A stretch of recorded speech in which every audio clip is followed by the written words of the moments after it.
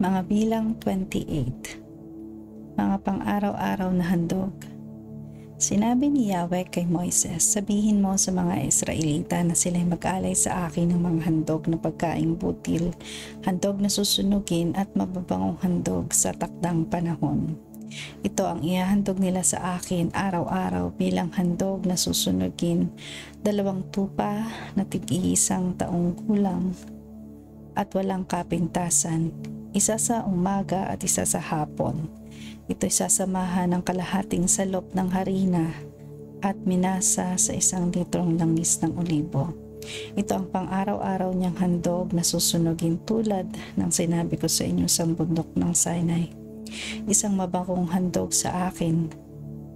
Samahan ninyo ito ng 1 litrong handog na inumin na inyong ibubuhos sa dakong banal para sa akin. Ang isa pang tupa ay ihahandog nga sa hapon at sasamahan din ng handog na pagkaing butil at handog na inumin tulad ng handog sa umaga, upang ang usok nito'y maging mabangong samyo para sa akin. Ang handog tuwing araw ng pamamahinga. Tuwing araw ng pamamahinga, 2 lalaking tupang tig-iisang taong gulang at walang kapintasan ang inyong ihahandog.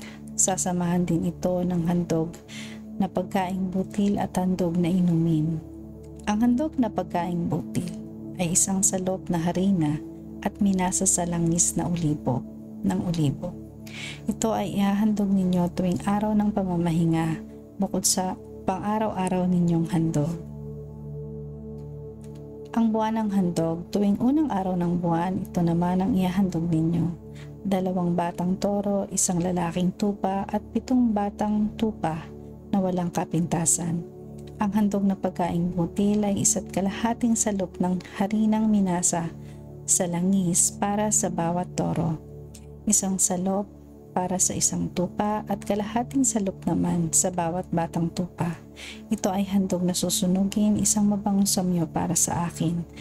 Ang inuming handog naman ay 2 litro para sa bawat toro, 1 1/3 na litro sa bawat lalaking tupa at 1 litro naman sa bawat batang tupa. Ito ang buwanan ninyong handog.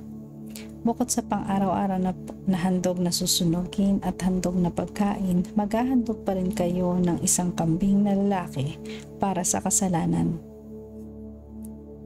Ang handog tuwing kapistahan. Ang ika-14 na araw ng unang buwan ay pista ng Pasko ni Yahweh. Ang ika-15 araw ang simula ng pista at 7 araw kayong kakain ng tinapay na walang pampaalsa. Sa unang araw magdaraos kayo ng banal na pagpupulong. Huwag kayong magtatrabaho sa araw na iyon. Sa halip magdala kayo ng handog na susunugin. Ito ang ihahandog ninyo, 2 batang toro, 1 lalaking tupa at 7 tupang tig-iisang taong gulang at walang kapintasan.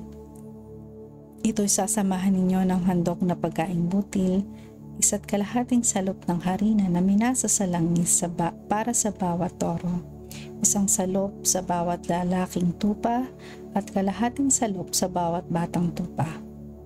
Maghahandog din kayo ng 1 kambing na lalaki para sa katubusan ng kasalanan ng bayan. Ang mga ito ihahandog ninyo bukod pa sa pang-araw-araw na handog. Sa loob ng 7 araw, iyan ang mga handog na inyong susunugin, 1 mabangong samyo para sa akin. Ito'y inyong gagawin maliban sa pang-araw-araw na handog na sinusunog at sa inuming handog. Sa ika-7 araw, magdaraos muli kayo ng banal na pagpupulong. Huwag kayong magtatrabaho sa araw na iyon. Ang handog sa pista ng pag-aani.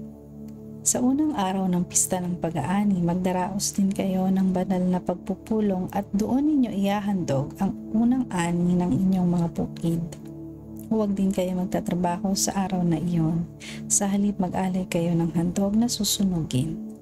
Handog na babangong samyo kay Yahweh.